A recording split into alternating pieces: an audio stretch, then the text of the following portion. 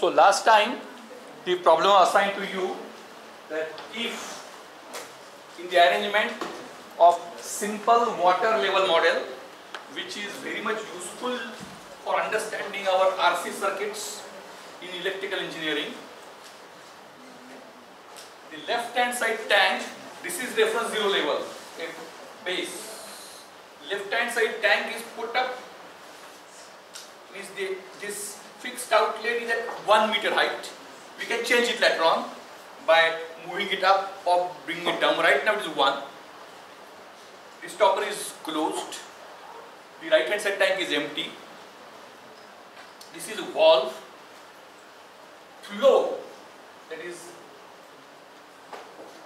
flow of water, is proportional to the level difference, and O is opposition, that is constant of proportionality.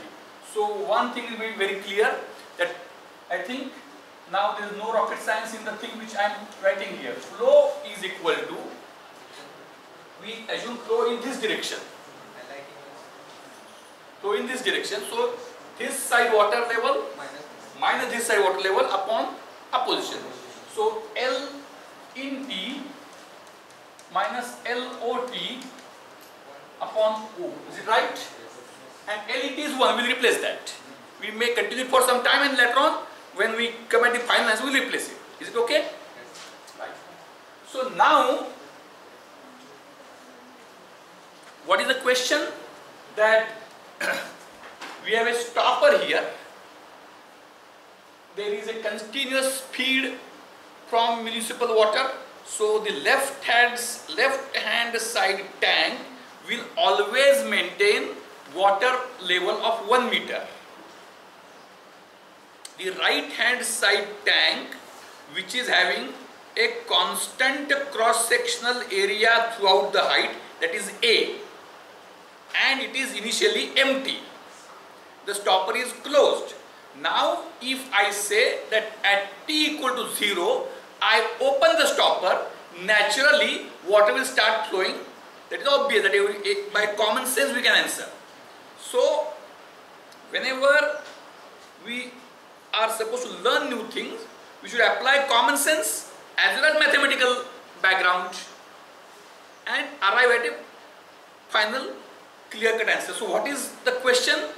Derive the expression for LOT, that is the water level in the right hand side tank, and bracket T means it is natural that anybody who is even a non-engineer can answer that when the stopper is opened, water in the right hand side tank will start increasing. So LOT will be increasing, right? But what manner, what is the mathematical formula, and how will you derive it? Whether anybody has derived it? Maybe this is not new, no rocket science.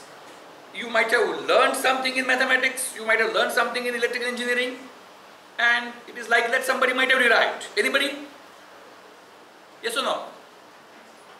Then if you see now, this is very interesting. Those who were present for the last lecture, for those who are absent, I did not put on YouTube the video, but then the absent students getting it known from the present students are working on that is somewhat difficult, or not difficult, somewhat the chance is remote. But for those who were present, for them, they did not find it fit to continue. What does it mean? Means that it is not, either they are incapable to do it, or they found that it is a very trivial problem, not worth for my level to think at home. If second is the reason, then they should answer instantly right now. And if this is not the reason, then they are unable to do it. If they are able to do it and still they have not done, then they find that it is not worth challenging for them. लक्षात आलं का? एकंदरीत काय म्हणायचं आहे, एवढं इंग्लिशमधून बोलून त्यातनं काही कळत नसेल तर मागच्या वेळी लेक्चरच्या एंडला सांगितलं होतं की हे एक्सप्लेन डिराईव्ह करायचं आहे, ते तुम्ही केलेलं नाही तर का केलेलं नाही? अगदी सोपं आहे. म्हणजे तुमच्यासारख्या अत्युच्च बुद्धिमंत पातळीच्या लोकांच्या दृष्टीने एक किरकोळ आहे की ज्यामध्ये वेळ घालवायला तुम्हाला योग्य वाटलं नाही आणि अन्य तुमच्या वेळेला भरपूर आव्हानात्मक गोष्टी होत्या. तसं का असेल तर आता सांग, आता तर केलं पाहिजे. आणि तसं नसेल तर मग का केलं नाही? इंटरेस्टिंग नाही का? जमत नाही. जमत नसेल तर काळजी करण्याची गोष्ट आहे. खूप इट्स व्हेरी, हे जर का जमत नसेल तर इट्स रिअली वरीसम सिच्युएशन. यायलाच पाहिजे. यामध्ये कुठलंही Einstein's theory of relativity special आणि त्याच्यापेक्षा अवघड जन असं काही नाही आहे. अतिशय एका अर्थानं पूर्णपणे म्हणतो पण एका अर्थानं बाळबोध प्रश्न आहे. पण लगेच इन्स्टंटली येईल असंही नाही आहे. म्हणजे टीचिंग लर्निंग प्रोसेस काय असते, लर्निंग कसं पाहिजे. समजा आता मी शिकवतोय, मी जे काही शिकवणार आहे, आत्ता एक वाक्य बोलल्यानंतर पुढचं वाक्य काय असेल हे तुम्हाला सगळं माहीत असू शकतं का. आता तुम्ही मागची लेक्चर बघितली असेल तर पण त्याची शक्यता नाही आहे, त्यामुळं माहीत नसत नाही. पण जर तुम्ही नीटपणे फॉलो करत असाल लेक्चर, आणि लेक्चर देणारा हा नॉर्मल माणूस असेल, if he has gone mad then he will talk something arbitrarily. आत्ता एक बोलेल मग एक बोलेल. पण तो लेक्चर देणारा माणूस नॉर्मल आहे आणि तुम्ही लक्ष देऊन ऐकताय, तर त्या केसमध्ये पुढचं वाक्य काय असलं पाहिजे. मी काय म्हणतो लक्षात आहे का, बोलत असताना ऐकण्याची जी टीचिंग लर्निंग प्रोसेस काय आहे, ऐकण्याच्या प्रक्रियेमध्ये तुमच्या मेंदूमध्ये जेव्हा तुम्ही पहिलं वाक्य ऐकता तेव्हा आपोआपच काही गोष्टी प्रत्यक्षिप्त असतात. तर आयडियल टीचिंग लर्निंग प्रोसेस कुठली, की जी समोर बसलेल्या विद्यार्थ्याला त्याची इच्छा नसताना सुद्धा त्याच्यामध्ये आकलन करणं भाग पाडेल. म्हणजे पूर्वी एक 100 वर्षापूर्वी तालीम होती की ज्यामध्ये तुम्हाला एक्सरसाइज करायचं असेल तर जायला लागायचं आणि कंटाळा यायचा, आणि मग जो सिन्सिअर आहे, बऱ्यापैकी अगदी निश्चय बुद्धीनं करतो तो करायचा.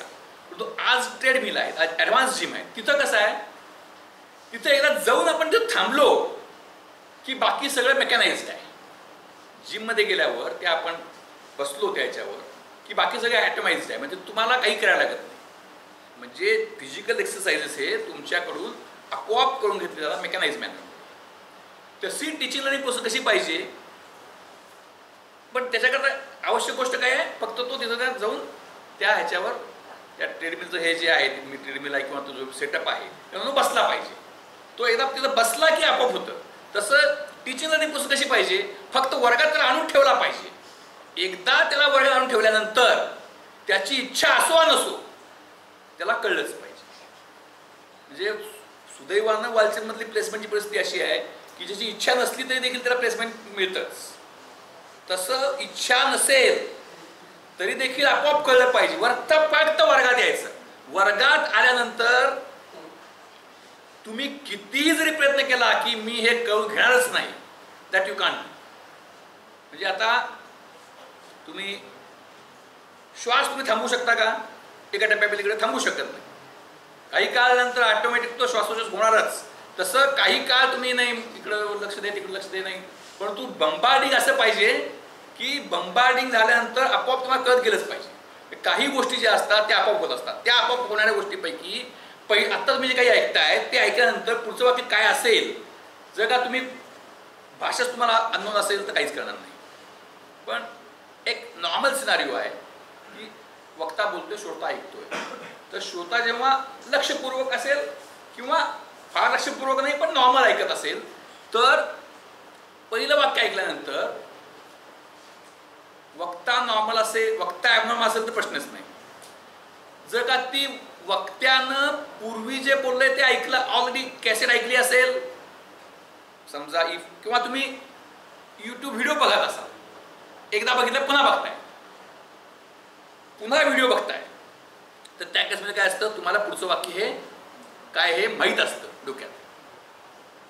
समोरचा ॲबनॉर्मल आहे म्हणजे व्हिडिओ बघणे, पुढचं वाक्य काय आहे त्याचं complete knowledge, you are sure about what the next sentence would B.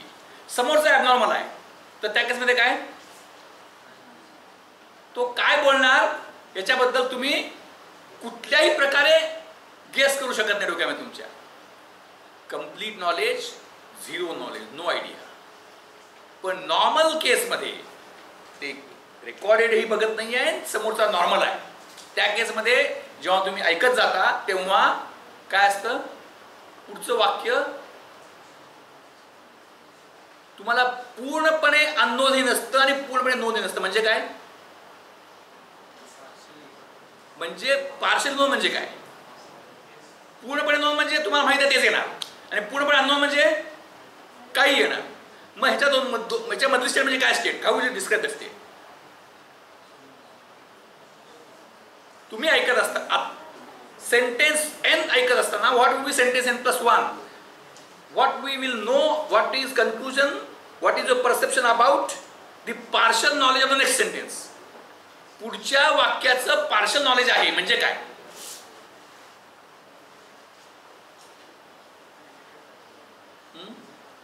Partial knowledge कसं असतं, वाक्य मी बोलणार आहे एक तर पुढे माहिती आहे मगाशी पहिल्या वेळेस रेकॉर्डेड सारखं, किंवा काहीच माहित नाही समोरचा वेळ आहे तो काही बोले सांगता येत नाही. ह्या दोनच्या मधली स्टेट म्हणजे काय, श्रोत्याला समोरचा नॉर्मल वक्ता पहिल्यांदा म्हणजे समोरच्या नॉर्मल वक्त्याला पहिल्यांदाच ऐकत असताना श्रोत्याच्या दृष्टीनं समोरचं पुढचं वाक्य जे आहे ते पूर्णपणे अननोनही नसतं, पूर्णपणे नोंदही नसतं. मग या दोनच्या मधलं असतं म्हणजे काय असतं नेमकं, हा गेस करायचं म्हणजे प्रेडिक्ट. म्हणजे काय करतो, म्हणजे साधारणतः पुढचं वाक्य काय असू शकेल यावर तुम्ही एक श्रोता, एक त्या श्रोत्याचे प्रकार असतात. एक नॉर्मल श्रोता आहे तर तो काय करेल, पुढचं वाक्य हे असेल असं तो गेस करेल. कधी कधी बरोबर येईल, कधी कधी चूक येईल. पण अतिशय विद्वत प्रचूर खूपच म्हणजे आता तुमच्यावर असे काही असू शकतील, खूपच असे स्टुडियस श्रोते आहेत. मग तो काय नॉर्मल श्रोता काय करेल, पुढचं वाक्य हे असेल, कधी बरोबर येईल कधी चूक येईल. अजून ह्याच्या पुढचं काय करेल, जो अजून चार श्रोता आहे तो त्या पूर्ण सब्जेक्टमध्ये इन्व्हॉल्व झालेला आहे आणि तो हुशार देखील आहे. वेगवेगळे प्रकार असतात. हुशार आहे पण इन्व्हॉल्व होत नाही, इन्व्हॉल्व होते पण तेवढी ॲबिलिटी नाही. Multiple zero, all kinds of combination आहे. 00, 01, 1011. म्हणजे आता हे तर फार मी माझं खूप डिकेड्स लॉंग स्टेटमेंट आहे. इथे समजा तुम्ही आता एक डायव्हर्जन फॉर 2 मिनिट्स, समजा तुम्हाला एखाद्या इलेक्ट्रॉनिक्स इंजिनियर पास आउट आहे, त्याला तुम्ही प्रश्न विचारला तुला इलेक्ट्रॉनिक्स कळलंय का, तर समजा त्यानं होय असं उत्तर दिलं तर काय शक्यता असू शकतात. एक इलेक्ट्रॉनिक्स पास आउट आहे त्याला तुम्ही प्रश्न विचारला तुला इलेक्ट्रॉनिक्स कळलंय का, तर तो उत्तर होय दिलं तर शक्यता काय असू शकतात.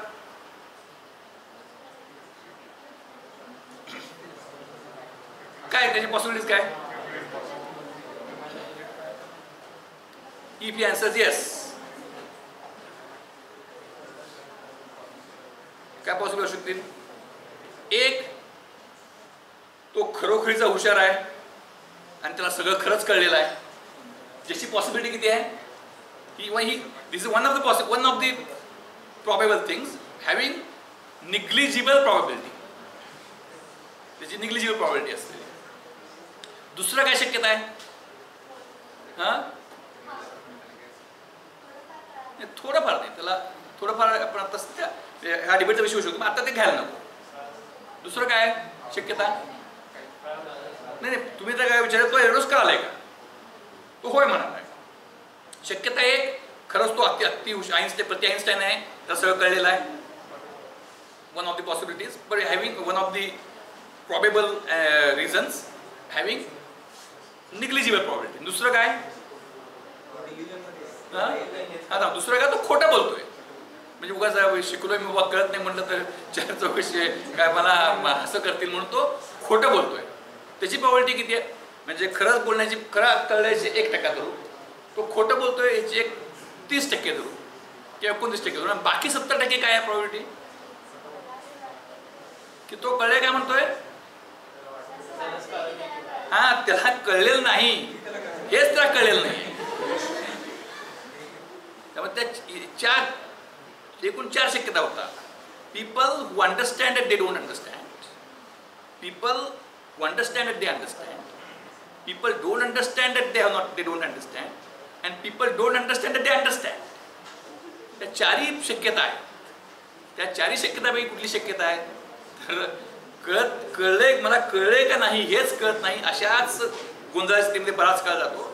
पण आता त्याला उत्तर मी देखील मागच्या लक्षात दिलेलं आहे. सगळं कळायला पाहिजे असंही आवश्यक नाही. त्यामुळं हा जो इंडिव्हिज्युअल जर्नी असा फुल्ली नोन याच्यात असत नाही, आडाखे बांधून जायचं असतं पुढे अंदाजात, तसा तो विषय. मग आता जो त्यातला अजून चाणाक्ष श्रोता आहे तर तो काय करेल, काही वाक्य ऐकताना त्याच्यामध्ये पहिला एक प्रिंट असेल, कधी कधी बरोबर कधी कधी चूक, अजून त्याच्यामध्ये ॲडव्हान्स श्रोता काय करेल, तर तो पुढची वाक्य काय असतील ही जाहीर असं करेक्टली की पुढचं वाक्य काय असेल, पार्शल नॉलेज म्हणजे काय, तो त्या सब्जेक्टमध्ये इन्व्हॉल्व्ह झालेला आहे, तर त्याला हा एक कशावर ॲबिलिटी आणि इन्व्हॉल्वमेंट याच्यावर विषय 000 आला. तर पुढचं वाक्य काय असेल हे असेल असं नाही, एक 3-4 वाक्य तो प्रिडिक्ट करेल आणि त्या 3-4 पैकी कुठलं तर असू शकेल, कुठलंच नाही याची एकदम चांगला श्रोता कोण की तो जो प्रिडिक्ट करतो त्यातलंच पुढचं वाक्य असतं, फक्त एक्झॅक्ट करू शकत नाही 3-4 पैकी. Is it right? Alright. So now the question is,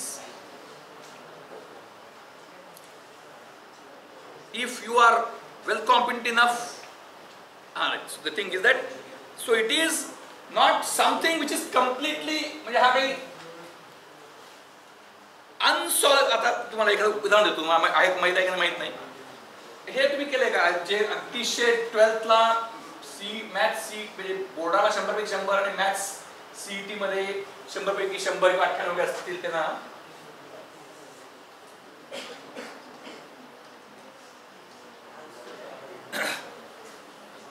what is the answer?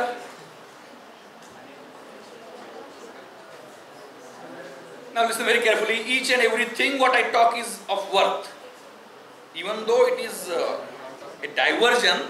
The diversion is in a broader interest of the subject or broader context of the subject. What is e raised to minus square dx?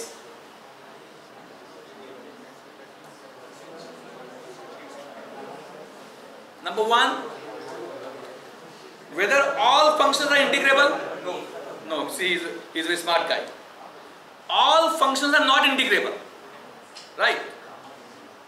But मग आता non integrable विचारलं तर ही आता तसलं विचारलं लगेच सांगितलं असतं की हे नाही आहे म्हणून. But this question, e raised to minus x square is such kind of function which is integrable. e raised to minus x square integrable आहे, परंतु त्याचा फॉर्म्युला काढता येत नाही. तुम्ही ऐकलं का माहित नाही मला. e raised to minus x square हे दोन्हीकडे कमी कमी होत जाणार फंक्शन आहे. मॅक्सिमम व्हॅल्यू 1 आहे, maximum value 1 and going to 0 on both sides in positive range. ते इंटिग्रेबल आहे. It's completely integrable function. A function which is integration of e raised to minus x square exists, but you cannot formulate that. Closed form expression for e raised to minus x square dx does not exist. तुम्ही ते limit मध्ये minus infinity to infinity मध्ये count करू शकता, approximate ERFC करू शकता, answer आहे त्याला. परंतु त्या म्हणजे फायनाइट इंटिग्रलला उत्तर आहे सिंगल व्हॅल्यू, पण इनफायनाइट इंटिग्रलला फंक्शन नाही. That function function exists but you can't write it in the expression, closed form expression नाही आहे. मग हे जे मी आता जे विचारलंय, हाऊ LOT will increase, हे e raised to minus x square dx चा फॉर्म्युलाचं उत्तर काढण्यासारखं अवघड प्रश्न पण नाही आहे. परंतु if I connect a 5 ohm resistor to a 10 volt source, what will the current? 2 ampere. इतकं सोपंही नाही आहे. Have you got me? Finding if this is remaining 1, this tank is empty initially, The stopper is opened at t equal to 0. For the flow there is equation. What is the expression of water in the right tank? Water capacity, water quantity in the right hand side tank. WOT is equal to A into LOT. हे कधी हा टँकचा cross section area same आहे सगळीकडे म्हणून आता आपण तो कोनिकल टँक केला, स्फेरिकल टँक केला किंवा वेगळ्या पद्धतीने अजून एक कॉम्प्लेक्स होईल. पण आता आपण सोपं जाऊया. त्यामुळे हा एक तुम्हाला कधी लागेल म्हणून आपण लिहून ठेवूया. WOT is equal to A into LO. आता नाव हाऊ डू वी प्रोसीड. आता आपल्याला आता माहित तुमच्यापैकी कुणी काढलेलं नाही, यापूर्वी माहीत नव्हतं. Everybody has to look at the white board. म्हणजे काय त्याला मी काय करेन की तुमच्या इच्छेविरुद्ध बंबारमेंट करून काहीतरी आकलन करायचा माझा प्रयत्न आहे. तर त्यामध्ये तुम्हाला वर्गात आलेला आहात, आल्यानंतर फक्त व्हाईट बोर्डकडे बघायचं, बाकी कुठं बघायचं, खाली इकडे बघायचं नाही. मी व्हाईट बोर्डकडे बघत असताना तेवढं इन्शुअर केलं जाईल की तुम्ही विचारांना भरकटण्याची शक्यता पण कमी करू. It can be eliminated but will minimize it. You look here. तर हाऊ डू वी आता आन्सर डायरेक्ट नको आहे आपला. We must learn in today's world everything is known. माझ्यामध्ये मागच्या वर्षी तुम्हाला EMI काढायचा मी क्वेश्चन टाकला होता ग्रुपवर. EMI तो सुद्धा आपल्यापैकी बऱ्याच जणांना काढलेला नाही आहे. म्हणजे आपण आज इतक्या आधुनिक युगात असताना, इतके टूल्स अवेलेबल असताना आपण EMI काढू शकत नाही. तो सुद्धा तुम्ही प्रयत्न करा, ते मी ग्रुपवर नंतर टाकतो. तर आज आपल्याला काय पाहिजे आहे, उत्तर सगळ्याच अवेलेबल आहे, परंतु एखादे नवीन प्रश्न उत्पन्न झाला तर तो कसा सोडवायचा त्याचं टेक्निक मला शिकलं पाहिजे. म्हणजे आपण आता लर्नॅबिलिटी हे आता आज असं आहे की सगळं म्हणजे हेचा नेमका उपयोग काय कदाचित लागणार देखील नाही, परंतु तुम्हाला ॲबिलिटी डेव्हलप झाली पाहिजे. An ability to deal with an unknown situation should be developed by exposing you to various known situations. त्यातली ही एक आहे. आता कसं करणार, आता कसं इक्वेशन मांडणार, how will you proceed? टप्प्याटप्प्याने झाला पाहिजे.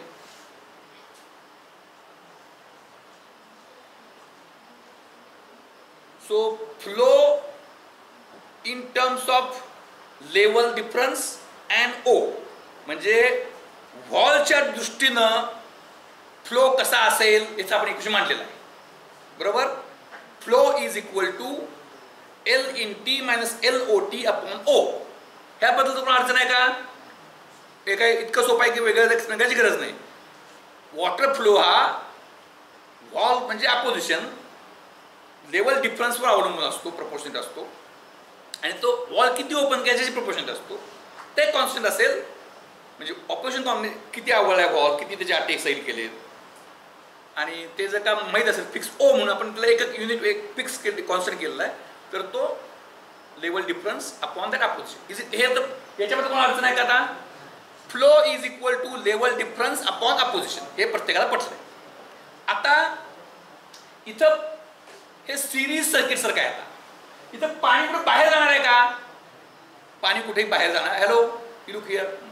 पाणी कुठेही बाहेर जाणार नाही.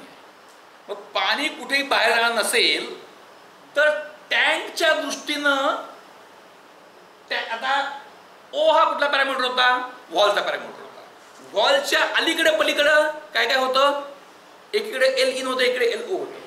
त्यामुळं व्हॉलच्या अलीकडच्या पलीकडच्या गोष्टी आणि व्हॉलचं पॅरामीटर हे धरून व्हॉलमधला मी फ्लो काढला.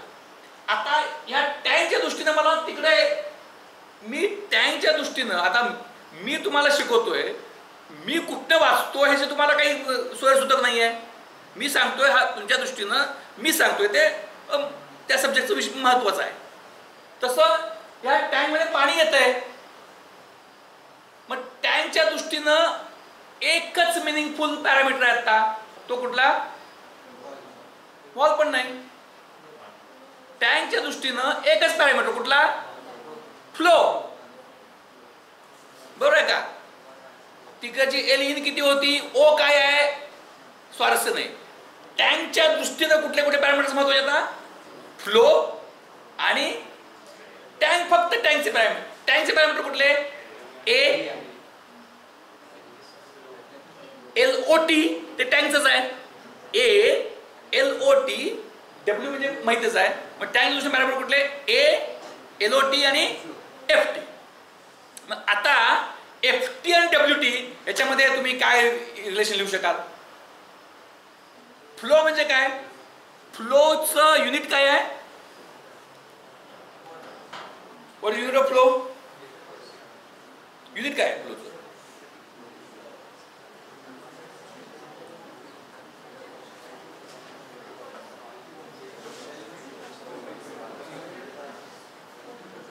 फ्लो युनिट काय? क्वांटिटी, लिटर्स म्हणू किंवा मीटर क्यूब म्हणू, upon time. Quantity upon time. मग आता तो जो ह्या राईट हँड साइड टँक आहे, मला ते मराठी कळते सगळ्यांना. अर्थात ते आता NEP असल्यामुळे मराठीत शिकवतात ही तक्रार होऊ शकत नाही, उलट ते इन्सेंटिव्हच आहे. पण मराठी ज्याला कळतच नाही, अर्थात कसं आहे, ज्याला मराठीत फारसं कळत नाही त्याचा मराठी कळण्याचा इंडेक्स हा इतर लोकांच्या इंग्लिश कळण्याच्या इंडेक्सपेक्षा नक्कीच जास्त असेल.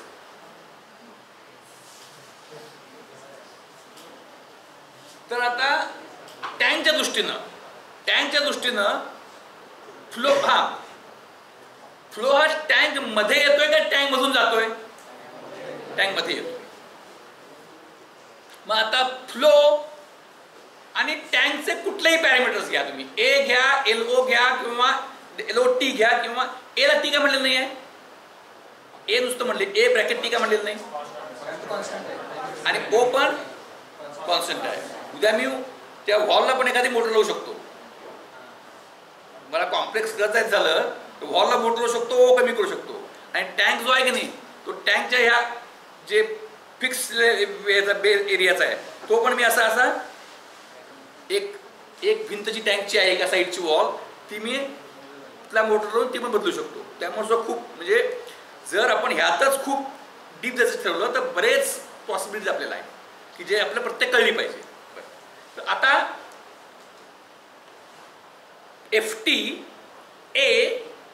LOT किंवा WOT या सगळ्यात तुम्ही म्हणजे आता FT हे गृहीत धरून तुम्ही अजून एखादं इक्वेशन तुम्हाला जमलं पाहिजे याला. ते काय द्या, आता मी हिंट देतो पुढची. FT आणि WOT, FT आणि WOT हे तुम्ही कसं रिलेट करा?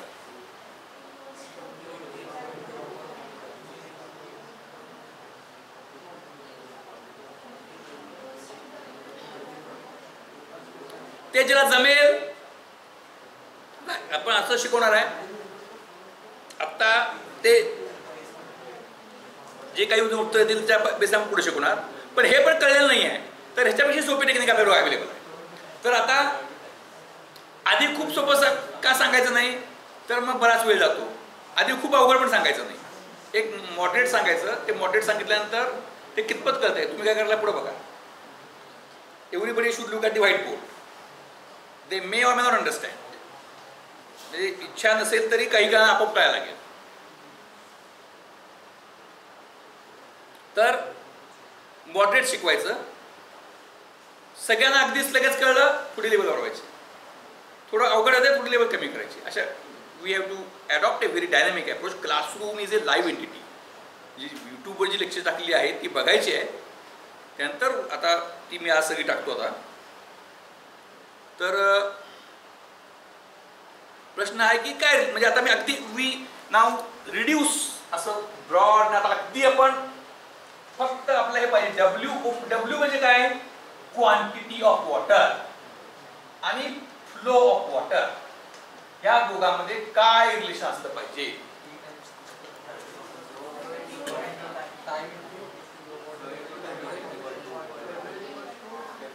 काय WOT इज इक्वल टू,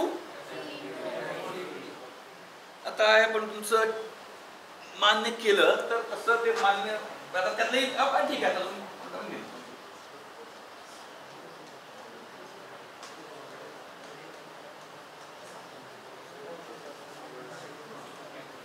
हे बरोबर आहे, हे बरोबर आहे. राईट. आता हे बाळबोधरित्या विचारांतर बरोबर उत्तर, याचं हे कुठं बरोबर आहे त्याचं मी तुम्हाला उदाहरण सांगतो. आपण असा एक वेगळा टँक आणि या टँक मध्ये म्युनिसिपल वॉटर सोडलं. सुरुवातीला टँक मोकळा आहे, हा टँक मोकळा आहे सुरुवातीला. म्युनिसिपल वॉटर सोडलं की म्हणजे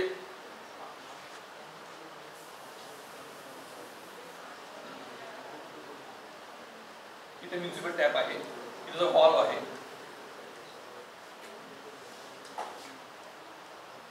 इथे स्टॉपर आहे. मी स्टॉप सुरुवातीला पाणी नव्हतं, 0 होतं. स्टॉपर ओपन केला, FT सुरू झाला. तर ह्या केसमध्ये WOT is equal to FT into T हे बरोबर आहे. या केसमध्ये बरोबर आहे. अगदी म्हणजे सुरुवातीला जेव्हा सोपे गोष्टी विचारल्या जातात तेव्हा लगेच आपण चुनचुनीत उत्तर देतो. त्या अगदी बाळबोध स्वरूपातल्या प्रश्नाचं हे उत्तर बरोबर आहे. Quantity is equal to flow into time.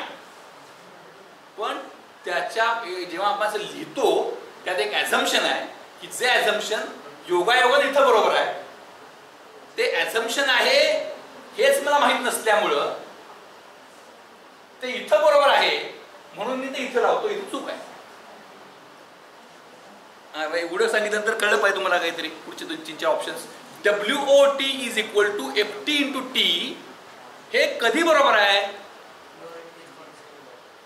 Provided that flow is constant. तुम्ही इथून निघाला आणि घरी जाताना घर 7 किलोमीटरवर आहे. तुम्ही काही स्पीड न निघाला, कॉन्स्टंट स्पीड असेल तर distance covered is speed in time. म्हणजे distance is equal to speed into time is a correct statement provided that speed is constant. If speed is and जो इथं आहे and if speed is not constant then what will be the equation? मग आता म्हणजे आता इथून तुम्ही म्हणाल तुम्ही निगेटिव्ह का विचार करता, कॉन्स्टंट नाही आहे कशावरनं, तर आहे का म्हणजे quantity equal to flow into speed मी कधी म्हणू शकतो, फ्लो इंटू टाइम मी कधी म्हणू शकतो, जर फ्लो कॉन्स्टंट आहे याची माझी खात्री असेल तर. पण खात्री नाही आहे माझी, when I am not sure then this I can't apply. I want that kind of relationship which is true in every situation. तर ती कुठली आहे? त्यामुळे what I can say now,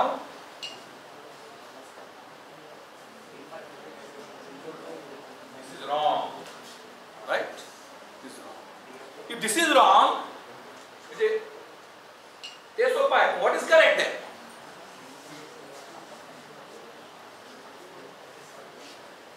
Then what is correct? What is correct? What is speed?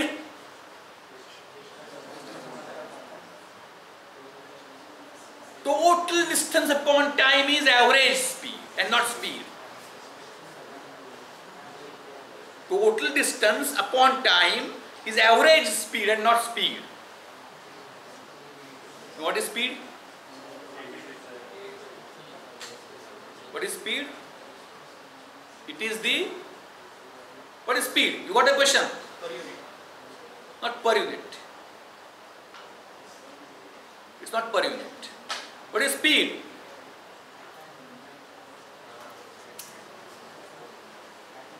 Distance upon time. For distance, or actually distance ला आपण D म्हणतो, पण generally speed कोण जात नाही, व्हेलॉसिटी म्हणतात त्याला S म्हणतो आपण, आणि व्हेलॉसिटी V म्हणतो. ठीक आहे, आपण ते ट्राय करूया. तर S upon T is V. It's a crude. It's average. त्यामुळे ते बरोबर नाही आहे. Vचं म्हणजे VT is not speed at given time is not given by distance upon time. Well, I want the answer. I am sure that few of you would be able to do answer. VT velocity at time t is equal to what is dv by dt. It is the displacement upon time as time is approaching zero. So it is the incremental ratio of position at t plus delta t minus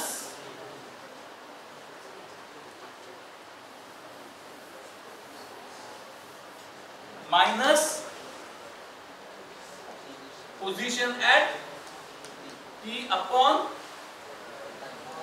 delta t as delta t tends to 0. म्हणजे it is derivative by first principle. F dash x is equal to f of x plus h minus fx upon h as h tends to 0. मग तुम्ही हे शिकला, सगळे शिकला असालच, त्यात तुम्हाला काही चुकीच वाटलं नाही का? When you learn f of f dash x is equal to f of x plus h minus fx upon h as h tends to 0. Limit as here we put limit. बरोबर आहे? तर ह्यामध्ये आता एक तुमचे विचार करा, हे कसं काय, हे म्हणजे यात काही मी बदल करू शकतो का? अँड कॅन तुमच्यापैकी आता आज पूर्वी विचार करायचा आत्ता करा, पूर्वी विचार करायचा लगेच सांगा. हा जो फॉर्म्युला डेरिव्हेटिव्हचा F of X plus H minus F X upon H it is F dash X, बरोबर आहे? F dash X. तर त्या फॉर्म्युला काही चूक वाटते का तुम्हाला? किंवा चूक म्हणण्यापेक्षा आपण थोडं पॉझिटिव्ह, ह्याच्यापेक्षा म्हणजे हे आहे पण ह्याच्यापेक्षा मला असं वाटतंय, असं वाटणार काय कोण आहे का तुमच्यात?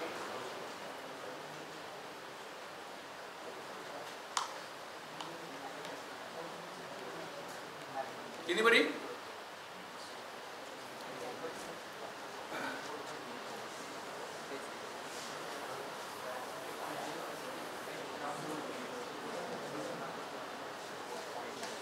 F dash x is equal to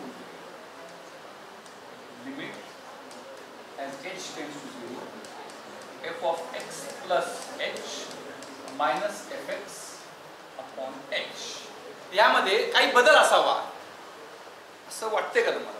बदल म्हणजे उभे मग एफ डॅश एक्स ऐवजी एफ डॅश वाय आणि मग कसला म्हणजे असा वर्गामध्ये प्रश्न विचारण्याची गंमत करण्याकरताचा बदल असा नव्हे, किंवा एच च्या ऐवजी मग मी पी घेतो असलं काही नाही. मिनिंगफुल, त्याच्यामध्ये काहीतरी सबस्टन्स आहे, आपल्या दर्जानं आपण वागलं पाहिजे. तर त्यामध्ये फंडामेंटल काहीतरी चुकल्याचं नाही, पण हेच का मी काही थोडा वेगळा विचार करू शकतो का?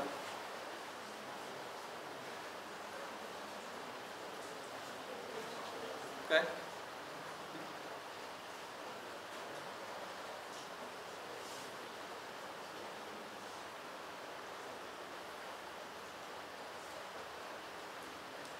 nobody?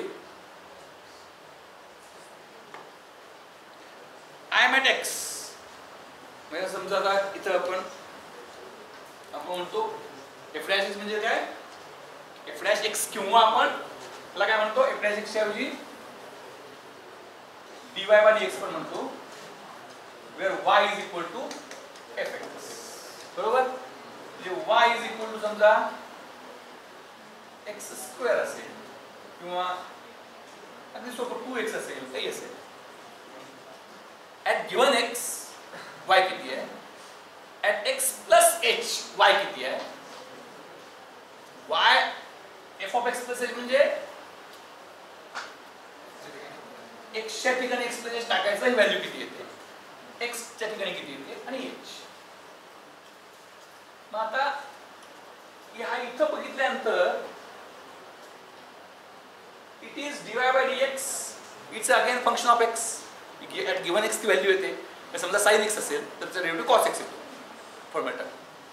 तर तो फॉर्म्युल्यामध्ये काही म्हणजे मग आता मी मागच्या लेक्चर तुम्हाला सांगितलं की जी एखादी ऑब्वियस गोष्ट असते ती जेव्हा घडत नसते तेव्हा एकतर ती मी सोडून कोणाला माहीत नसते म्हणून ती घडत नसते, किंवा ती ऑब्वियस आहे की असं आहे की ती फार काही महत्त्वाची नाही, मिनिंगफुल नाही, प्रॅक्टिकल नाही म्हणून घडत असते. आता इथं आपल्याला असं वाटतंय का की हे चूक आहे असं आपण क्लेम करत नाही, परंतु ह्यामध्ये हे नाही. समजा आता अलीकडच्या काळामध्ये माहीत नाही तुम्ही शाळेत असताना कसं होता, पण असं मी काहीतरी नवीन करणार, ह्यामध्ये काहीतरी बदल करणार, हे नाही, हे हा फॉर्म्युला माझा फॉर्म्युला म्हणून काहीतरी मला हे शोध लावायचा आहे. तर काय यू वॉन्ट से समथिंग, काय करायला लागेल? I think you have some answer. काय एफ ऑफ हां हां नाही डेल्टा एच ना, ते सेम एच इज म्हणजे आता म्हणजे जसं जसं काही काळ बदल, काही पूर्वी एच म्हणायचे, मग ते एच म्हणणं चुकीचं आहे, एच म्हणून एकदम अर्थबोध होत नाही म्हणून एक्स बदला फरक डेल्टा एक्स येतात, तो नाही. काही काही ठिकाणी डेल्टा एक्स घेतात, काही एच घेतात, म्हणजे अगदी जे खूप पूर्वी मागच्या शतकात शिकले ते एच घेत असतील, असा फरक आहे थोडं. तुमच्या काय शिकवतो वर्गात काढवत नाही, एच का डेल्टा एक्स, ठीक. तर तो काय मोठा विषय. मग काहीतरी मला हे म्हणजे आता असं वाटावं का नाही, माझं नाव झालं पाहिजे असं वाटलं पाहिजे आपल्याला. नवीन काही मला करायचं आहे की म्हणजे my footprint should be there for years together even after I am not there, असं मला काही नवीन करायचं आहे. तर नवीन करताना पण प्रयत्न तर करायचा, तो विचार कर. म्हणजे आता बऱ्याचदा गोष्टी अशा असतात की आपोआप सुचतात, परंतु जसं आर्किमिडीज सतत विचार करायचा आपोआप सुचू शकतो. म्हणजे आपोआप सुचतं म्हणजे मी काहीच करणार नाही आपोआप असं नाही आहे, मी कंटिन्यू विचार करणार, त्यातनं कॉन्शियसली सुचेल किंवा स्वप्नामध्ये सुचेल, पण मी कंटिन्युअस त्या दिवशी विचार केला पाहिजे. हे नाही, ह्यात मला काहीतरी बदल करायचा आहे की ज्याद्वारे मी जगात ओळख निर्माण होईल. आणि अगदी मी तुम्हाला पिन पॉईंट दिलंय, म्हणजे आता हे सुचणं अवघड आहे. आता काय मी ना अगदी म्हणजे घोड्या म्हणजे पण त्याला पाण्यापर्यंत नेलंय. आता ऍक्च्युली YCA मोहीचं वाक्य पूर्वी मग शिक्षण सहज उपलब्ध नव्हतं, मग ते अगदी मुबलक प्रमाणात दिलं. मग त्याला ज्ञान YCA मोहीचं घोषवाक्य काय माहिती आहे का तुम्हाला? यशवंतराव चव्हाण महाराष्ट्र मुक्त विद्यापीठाचं घोषवाक्य, त्याचं घोषवाक्य आहे ज्ञानगंगा घरोघरी. तर आपण त्याच्या पुढचा टप्पा आहे, जसं पेट्रोल पंपात पेट्रोल त्या नॉझलनं हे करतात, तसं इथं ज्ञानगंगा घशात होतायचे प्रत्येकाच्या. म्हणजे त्याची इच्छा, वर्गात तो आला, त्याची इच्छा असो नसो, त्याला घशामध्ये ज्ञानगंगा ते होतायचंच, तेवढं कळलंच पाहिजे. तसं आता इतकं तुम्हाला जवळ नेलेलं आहे की काय मला म्हणजे जगात बदल झाला पाहिजे. जगात बदल झाला पाहिजे, जग इतकं व्यापक आहे. जगात म्हणजे आज जे चाललंय ते एक माणसाची एक नैसर्गिक कल हा डावीकडे असतो.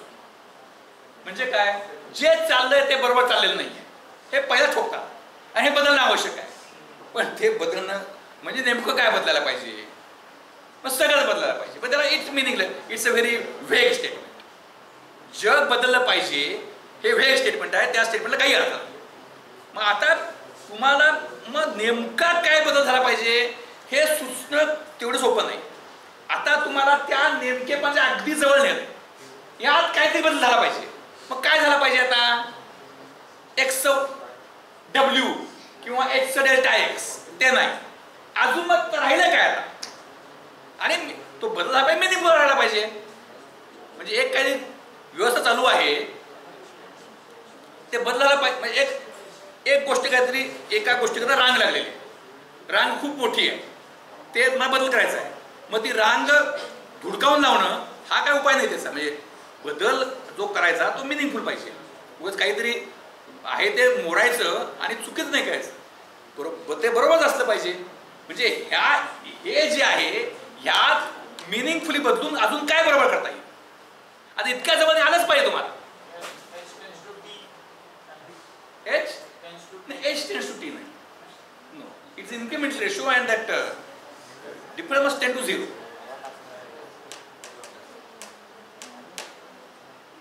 आता अजून येतो, ह्यात बदल करण्यात काय स्कोप नाही आहे, ह्यात बदल करण्यात स्कोप नाही. आता अगदी कमी राहिलं म्हणजे जे आहे ते मला मान्य नाही, किंवा जे आहे त्यापेक्षा मला वेगळं करायचं आहे आणि ते पण बरोबर असलं पाहिजे. हे चूक नाही, हे चूक आहे असं मी थेट म्हणणार नाही. मी क्लेम करीन पण तू माझं जास्त चांगला, हे वाईट नाही. काय काय म्हणता येईल तुम्हाला आलंच. म्हणजे आता ऍक्च्युली बऱ्याचदा अलीकडे काय झालंय, इनोव्हेशन स्टार्टअप इतका भडीमार झाला की अरे इनोव्हेशन नेमकं काय करायचं, म्हणजे गाढवाचा माकड करणे म्हणजे इनोव्हेशन नव्हे ना. इनोव्हेशन मध्ये नेमकेपणा पाहिजे. नेमकं काय, तर आता तुम्हाला इतक्या जवळ नेलंय की सुचलंच पाहिजे. आता हे जे आहे ते मला नको आहे. का नको आहे, मला त्याला कारण नसेल, पण तुम्ही इतक्या नाविन्याच्या, नवनिर्मितीच्या आणि तुमची चिरकाल स्मृती राहण्याच्या दुर्दम इच्छाशक्ती प्रेरित झाला आहात आणि मला काहीतरी नवीन करायचं म्हणजे याच्यापेक्षा वेगळं मला मांडायचंय की, आणि जे बरोबर असलं पाहिजे. याच्यापेक्षा वेगळं मला मांडायचंय. जिथं वेगळं करता येत नाही ते मी तुम्हाला मार्क दिलंय. आता आलंच पाहिजे तुम्हाला इनोव्हेशन. इथं इट इज गाइडेड इनोव्हेशन, जे बरोबर असलं पाहिजे. आता उद्या म्हणजे कदा 2fx मायनस 2fx अपॉन 2, ते मग गमत ते नाही किंवा 2fx minus 2f(x) minus fx, ते चुकेल.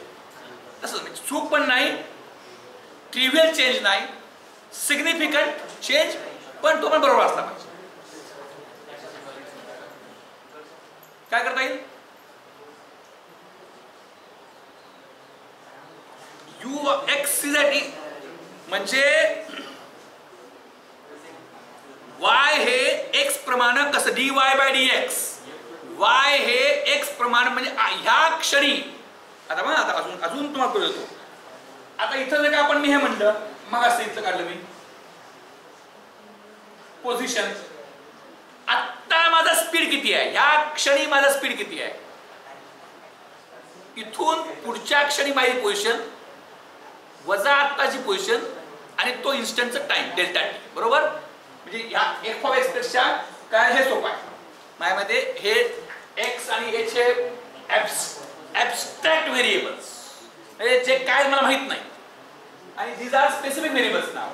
स्पीड किंवा velocity v is equal to, हे माझ्यामध्ये जास्त कळेल, लिमिट ॲज डेल्टा टी घेतो. Delta T tends to 0, position at t plus delta T minus position at t upon delta T. This is velocity at time t. आत्ताच्या क्षणी speed हा किंवा velocity आपण वेक्टर त्यात सरळ दिसतो, त्यात वेक्टर स्केलमध्ये गोंधळ करा. बऱ्याच गोष्टी अशा असतात की एक गोष्ट आपल्याला काय असतं, बाकी गोष्टी आपण इग्नोर करायच्या. आता आपण वेक्टर स्केलमध्ये गोंधळ, आपण एका सरळ दिशेत चाललो आहे, त्यामुळे वेक्टर स्केलचा विषय नाही आपल्यासमोर. तर स्पीड म्हणून आपण पाहिजे. आत्ताचा स्पीडला एस काय वापरत नाही, तर एस म्हणजे डिस्प्लेसमेंट गोंधळ वापरत स्पीड म्हणतात.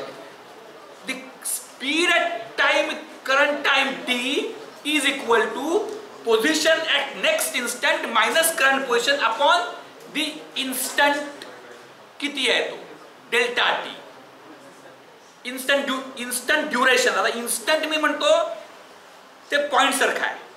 Instant has no dimension, but I say let us make it time with dimension a very negligible value. म्हणजे आत्ताच बघा, मी इतकं बंबार्डिंग करतोय की तुमच्या इच्छेविरुद्ध तुमच्याकडून उत्तर आलं पाहिजे. आत्ताचा स्पीड हा माझ्या पुढच्या क्षणाची पोझिशन त्या लाईनवरची मायनस आत्ताची पोझिशन भागिले तो इन्स्टंट, ज्याला मी क्षण म्हणतो, तर किती ड्युरेशन आहे, सम मायक्रो सेकंड असेल फॉर एक्झाम्पल. धरू आपण बघा, मी इतकांदा मी बंबार्डिंग करतोय. माझा आत्ताचा स्पीड हा माझी पुढच्या क्षणाची पोझिशन वजा माझी आत्ताची पोझिशन भागिले क्षणाचं ड्युरेशन. यामध्ये काहीतरी चुकतंय, काहीतरी अजून म्हणजे चुकतेपेक्षा अजून मी बरोबर होऊ शकेल. बघा मी आता रिपीट करतो, इतक्या वेगाने रिपीट करतो की म्हणजे ही मोठी प्रोसेस आहे. तुमच्या मेंदूमध्ये ज्या प्रक्रिया चालल्या आहेत त्यांना स्टिम्युलेट करणे. माझा आत्ताचा स्पीड हा काय आहे, माझी पुढच्या क्षणाची पोझिशन वजा आत्ताची पोझिशन भागिले क्षण ड्युरेशन. माझा आत्ताचा स्पीड हा, लिसन व्हेरी केअरफुली, एक एक प्रत्येक लक्षण ऐकलं पाहिजे, कदाचित तुम्हाला कळू शकेल. माझा आत्ताचा स्पीड हा माझी पुढच्या क्षणाची नंतरची पोझिशन वजा आत्ताची पोझिशन भागिले क्षणाचं ड्युरेशन. यात काय चुकते असं वाटतंय का तुम्हाला?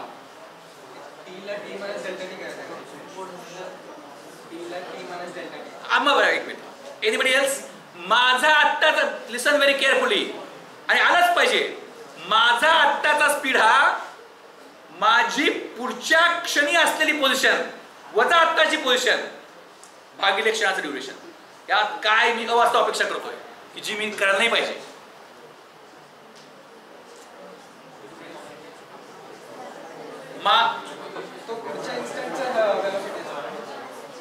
म्हणजे आता काय चुकतंय, माझा आत्ताचा स्पीड हा मी काय करतोय नेक्स्ट तो मला माहित नाही आहे, मला माहित आता. मग काय करायला पाहिजे? त्यामुळं नाव आय होप दॅट बऱ्याच जणांना, काही जणांनी उत्तर दिलं, बरेच जण आहेत त्या उत्तर आता त्या खूप म्हणजे शिकवताना उत्तर येत नाही. उत्तर येता प्रश्न मिटला, परंतु उत्तर सांगितल्यानंतर आपण त्याच्या खूप जवळ होतो असं रिअलाइज झालं तरी खूप झालं. So that actually it should be P of t minus P of t minus h. असं का नाही आहे? Derivative f of x minus f of x minus h upon h असं का नाही आहे? मग आता असं मी म्हणतो. मग आता मी पहिलं मांडले, नवीन मांडलं. पहिलं काय होतं, x plus t plus delta t minus pt upon delta t. मग आता पहिलं आणि विरोधी,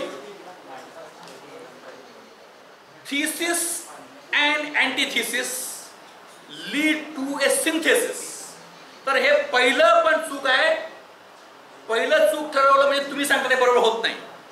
या दोन्हीचा गैर विचार करून काही तुम्हाला मांडता येईल का? आत्ताच्या क्षणाचा स्पीड हा पुढच्या क्षणाचं वजा आत्ताचं किंवा आत्ताचं वजा मागच्या क्षणाचं. मग आता कसं म्हणता येईल मला? व्हॉट वुड बी, म्हणजे सगळ्यांना आता हा का वापरला जात नाही जगा, अजून तो जुना फॉर्म्युला